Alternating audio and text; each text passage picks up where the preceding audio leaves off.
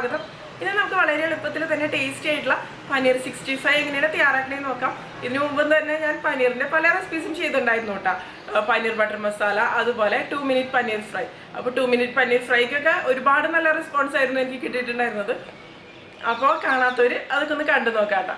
അപ്പോൾ നമുക്ക് ഇതെങ്ങനെയാണ് വളരെ എളുപ്പത്തിൽ തന്നെ ടേസ്റ്റി ആയിട്ട് തയ്യാറാക്കണേന്ന് നോക്കാം. അതിനു മുമ്പ് നിങ്ങൾ ആദ്യമായിട്ടാണ് എൻ്റെ ചാനൽ കാണുന്നതെങ്കിൽ ഒന്ന് സബ്സ്ക്രൈബ് ചെയ്തോളൂ കേട്ടോ. സബ്സ്ക്രൈബ് ചെയ്താൽ മാത്രമേ ഞാനിനി അപ്ലോഡ് ചെയ്യാൻ പോണ വീഡിയോസിൻ്റെ നോട്ടിഫിക്കേഷൻസ് ഒക്കെ നിങ്ങൾക്ക് കിട്ടുള്ളൂ കേട്ടോ. അപ്പോൾ നമുക്ക് പനീർ 65 തയ്യാറാക്കാൻ തുടങ്ങാം. അതിന് വേണ്ടിയിട്ട് ഞാനിവിടെ 200 ഗ്രാം പനീറാണ് എടുത്തിരിക്കുന്നത്. ഇത് ഞാൻ ഇതുപോലെ ചെറിയ കഷ്ണങ്ങളായിട്ട് മുറിച്ചെടുത്തിട്ടുണ്ട്. കഷ്ണങ്ങൾ ഇപ്പോൾ എങ്ങനെ വേണമെന്നുണ്ടെങ്കിലും മുറിച്ചെടുക്കാം. തിക്കായിട്ടുള്ള കഷ്ണങ്ങളോ എങ്ങനെയാണെന്ന് വെച്ചാൽ നമ്മുടെ ഇഷ്ടത്തിനനുസരിച്ച് ചെയ്യാം കേട്ടോ. വീട്ടിൽ പനീർ ഉണ്ടാക്കുന്ന വീഡിയോ ഞാൻ ഇതിനു മുമ്പേ ഷെയർ ചെയ്തിട്ടുണ്ടായിരുന്നു. അപ്പോൾ കാണാത്തവർ കണ്ടു നോക്കാം കേട്ടോ. ഇനി ഞാനിവിടെ ഒരു പാത്രം എടുത്തിട്ടുണ്ട്. ഇതിലേക്ക് 4 ടേബിൾ സ്പൂൺ കോൺഫ്ലോർ ചേർത്ത് കൊടുക്കാം. പിന്നെ 2 ടേബിൾ സ്പൂൺ മൈദ, 2 ടേബിൾ സ്പൂൺ അരിപ്പൊടി. വറുത്ത അരിപ്പൊടിയാണ് ഞാൻ യൂസ് ചെയ്യണത്. ഇതിപ്പോൾ ഏത് ടൈപ്പ് അരിപ്പൊടി ആയാലും കുഴപ്പമില്ല. ഞാനിപ്പോൾ പത്തിരി, അപ്പം അതിനൊക്കെ വേണ്ടിയിട്ട് ഉപയോഗിക്കണ അരിപ്പൊടിയാണ് എടുത്തിരിക്കുന്നത്. ഇനി നമുക്കിതിലേക്ക് ഇഞ്ചി വെളുത്തുള്ളി പേസ്റ്റാണ് ചേർത്ത് കൊടുക്കേണ്ടത്. പേസ്റ്റ് ഇല്ലാന്നുണ്ടെങ്കിൽ ഇഞ്ചി വെളുത്തുള്ളി നന്നായിട്ട് ചതച്ചെടുത്താൽ മതി. പക്ഷെ പേസ്റ്റ് ആണെന്നുണ്ടെങ്കിൽ കൂടുതൽ നല്ലത്. ഞാനിപ്പോൾ 1 ടേബിൾ സ്പൂൺ അളവിലാണ് കേട്ടോ എടുത്തിരിക്കുന്നത്. 1/4 ടീസ്പൂൺ മഞ്ഞൾപ്പൊടി, 1 ടേബിൾ സ്പൂൺ അളവിൽ മുളക് പൊടി. ഞാനിപ്പോൾ കാശ്മീരി മുളക് പൊടിയാണ് കേട്ടോ എടുത്തിരിക്കുന്നത്. ഗരം മസാല 1/2 ടീസ്പൂൺ. ഇത് ഹോം മെയ്ഡ് ഗരം മസാലയാണ്. ഗരം മസാല തയ്യാറാക്കുന്ന വീഡിയോ ഞാൻ ഇതിനു മുമ്പ് തന്നെ ഷെയർ ചെയ്തിട്ടുണ്ടായിരുന്നു കേട്ടോ. പിന്നെ ഇതിന് വേണ്ടിയിട്ട് ഞാൻ എടുക്കുന്നത് 2 പച്ചമുളക് നല്ല ചെറുതായിട്ട് തന്നെ മുറിച്ചെടുക്കാം. പിന്നെ 1 തണ്ട് കറിവേപ്പിലയും നമുക്ക് മുറിച്ചെടുക്കണം. ഇനി ഇതിലേക്ക് നമുക്ക് മുറിച്ചെടുത്ത പച്ചമുളക് ഇട്ട് കൊടുക്കാം. പിന്നെ കറിവേപ്പില മുറിച്ചത്. പിന്നെ ഞാൻ ഇതിൻ്റെ കൂടെ കുറച്ച് മല്ലിയില മുറിച്ചതും കൂടി ചേർക്കുന്നുണ്ട്. മല്ലിയില താല്പര്യം ഇല്ലാന്നുണ്ടെങ്കിൽ സ്കിപ്പ് ചെയ്യാം കേട്ടോ. പിന്നെ പകുതി നാരങ്ങയുടെ നീര് കൂടി ഞാൻ ഇതിലേക്ക് ഒഴിച്ചു കൊടുക്കുന്നുണ്ട്. അത് പുളിക്കനുസരിച്ച്. കുരു വീണിട്ടുണ്ടെന്നുണ്ടെങ്കിൽ എടുത്ത് മാറ്റാം. 1/2 ടീസ്പൂൺ കുരുമുളക് പൊടി. ഇതിലേക്ക് നമുക്ക് ആവശ്യത്തിന് ഉപ്പും കൂടിയും ചേർത്ത് കൊടുക്കാം. ഇനി നമുക്കിതിലേക്ക് ആവശ്യത്തിന് വെള്ളം ഒഴിക്കാം. അതായത് ഒരുപാട് ലൂസായി പോരുത്, കുറച്ച് തിക്കായിട്ട് വേണം ഇത് എടുക്കാൻ. അപ്പോൾ കുറേശ്ശെ വെള്ളം ഒഴിച്ചിട്ട് മിക്സ് ചെയ്ത് നോക്കാം. നമുക്ക് വെള്ളം പോരാ.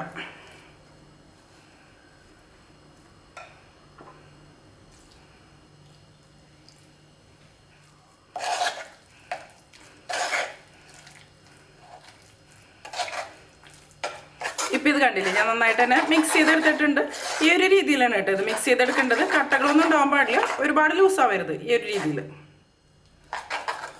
ഇനി നമുക്ക് ഇതിലേക്ക് മുറിച്ച് വെച്ച പനീർ കഷ്ണങ്ങളില്ലേ ചേർത്ത് കൊടുക്കാം. ഈ ബാറ്റർ ഒന്ന് ടേസ്റ്റ് ചെയ്ത് നോക്കാം. പുളിയും ഉപ്പും അതുപോലെ ആവശ്യത്തിന് എരിവൊക്കെ ഉണ്ടോയെന്ന്.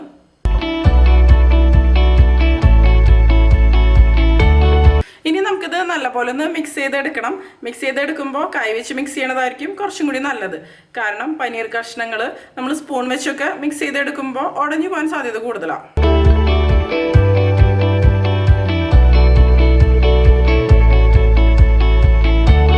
ഇപ്പം ഞാൻ ഈ പനീർ നന്നായിട്ട് തന്നെ ഇതിൽ മിക്സ് ചെയ്തെടുത്തിട്ടുണ്ട് കേട്ടോ.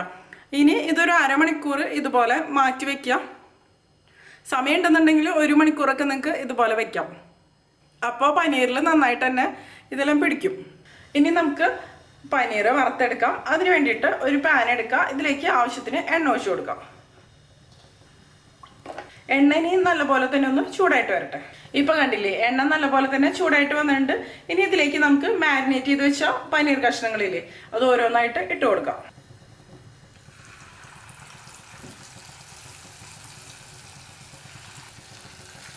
നമ്മളിത് ഡീപ്പ് ഫ്രൈ ചെയ്താണ് കേട്ടോ എടുക്കണത്.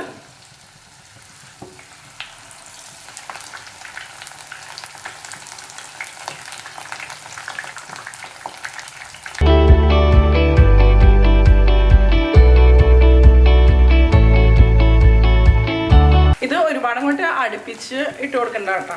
പിന്നെ എല്ലാം കൂടി ഒട്ടിയിരിക്കും. അതുപോലെ പനീറായ കാരണം ഫ്രൈ ആയിട്ട് വരുമ്പോൾ കുഴപ്പമില്ല, അല്ലാന്നുണ്ടെങ്കിൽ പൊടിഞ്ഞു വരാനുള്ള സാധ്യത കൂടുതലാണ്. പിന്നെ ഇത് നമ്മൾ ഒരുപാട് അങ്ങോട്ട് ഫ്രൈ ചെയ്തെടുക്കേണ്ട ആവശ്യമില്ല. ഇതിൻ്റെ മുകൾ ഭാഗത്തുള്ള കോട്ടിംഗ് ഒന്ന് ഫ്രൈ ആയിട്ട് വന്നാൽ മതി.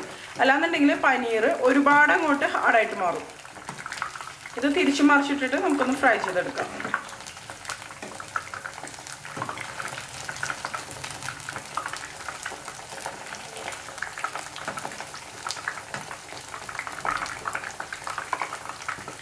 അതുപോലെ പനീറിന് ഒരുപാട് തിക്കായിട്ടുള്ള കോട്ടിങ്ങിൻ്റെ ആവശ്യമില്ല, ചെറുതായിട്ടൊരു കോട്ടിങ് തന്നെ കൊടുത്താൽ മതി. നല്ലൊരു മണം വരുന്നുണ്ട്. ഇത് ശരിക്കും പറഞ്ഞാൽ പക്ക ഒരു ചൈനീസ് റെസിപ്പി അല്ല കേട്ടോ. ഒരു ലോ ടു മീഡിയം ഫ്ലെയിമിൽ വെച്ചിട്ടാണ് നമ്മളിത് ഫ്രൈ ചെയ്തെടുക്കേണ്ടത്. നമ്മളിത് കോരി എടുക്കുന്നതിന് മുമ്പ് കുറച്ച് സമയം ഹൈ ഫ്ലെയിമിൽ വെച്ച് കൊടുക്കാം കേട്ടോ. ഇപ്പം കണ്ടില്ലേ നമ്മുടെ പനീർ കഷ്ണങ്ങളുടെ ഈ കോട്ടിങ്ങില്ലേ, അത് ക്രിസ്പി ആയിട്ട് വന്നിട്ട് നമുക്കിനി ഇത് കോരി മാറ്റാം.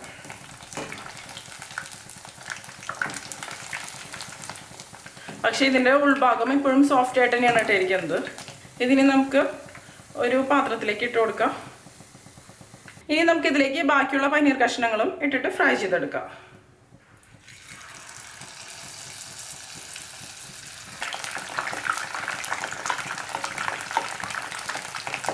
ഇനി നമുക്കിത് തിരിച്ചു മറിച്ചിട്ടിട്ട് നന്നായിട്ട് തന്നെ ഫ്രൈ ചെയ്തെടുക്കാം. ഇപ്പോൾ നമ്മുടെ പനീർ കഷ്ണങ്ങളൊക്കെ നല്ലപോലെ തന്നെ ഫ്രൈ ആയിട്ട് വന്നിട്ടുണ്ട്. നമുക്കിനി ഇത് കോരി മാറ്റാം കേട്ടോ. ഇനി നമുക്ക് ഇത് വേറൊരു പാത്രത്തിലേക്ക് ഇട്ട് കൊടുക്കാം. ഇപ്പോൾ കണ്ടില്ലേ നമ്മുടെ പനീർ ഫ്രൈ റെഡി ആയിട്ടുണ്ട്. ഇനി ഞാൻ ഇതിലേക്ക് വേണ്ടിയിട്ട് ഒരു സോസ് ഉണ്ടാക്കുന്നുണ്ട്. അല്ലാതെ നിങ്ങൾക്ക് ഈ ഒരു രീതിയിൽ തന്നെ ഇത് വേണമെന്നുണ്ടെങ്കിൽ കഴിക്കാം. ഇതിലേക്ക് കുറച്ച് കറിവേപ്പിലയും പച്ചമുളകും ഫ്രൈ ചെയ്തിട്ട് കൊടുക്കാം, അങ്ങനെ കഴിക്കാം. ഞാനിപ്പോൾ അതല്ലാതെ ഒരു സോസ് ഉണ്ടാക്കിയിട്ട് അതിലേക്ക് ഈ പനീർ ഫ്രൈ മിക്സ് ചെയ്തെടുക്കണം. ഇനി ഞാനിവിടെ ആ സെയിം കടായിൽ തന്നെ 1 ടേബിൾ സ്പൂൺ എണ്ണ എടുത്തിട്ടുണ്ട്. ഇതിലേക്ക് നമുക്ക് 1 ടേബിൾ സ്പൂൺ അളവിൽ വെളുത്തുള്ളി മുറിച്ചത് ചേർത്ത് കൊടുക്കാം. നന്നായിട്ടൊന്ന് ഇളക്കി കൊടുക്കാം.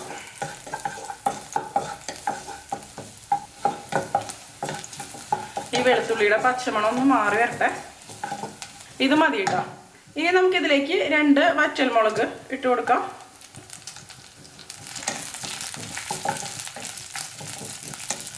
പിന്നെ ഞാനിതിലേക്ക് 2 തണ്ട് കറിവേപ്പില ഇട്ട് കൊടുക്കണം.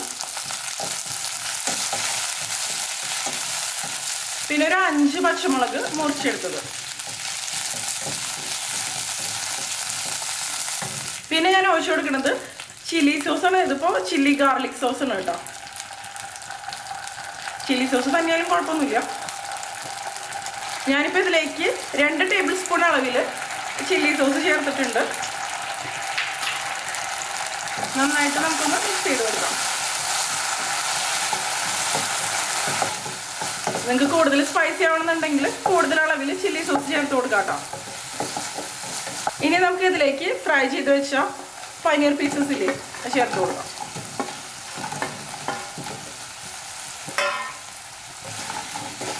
എല്ലാം കൂടി നല്ലപോലെ ഒന്ന് മിക്സ് ചെയ്ത് കൊടുക്കാം.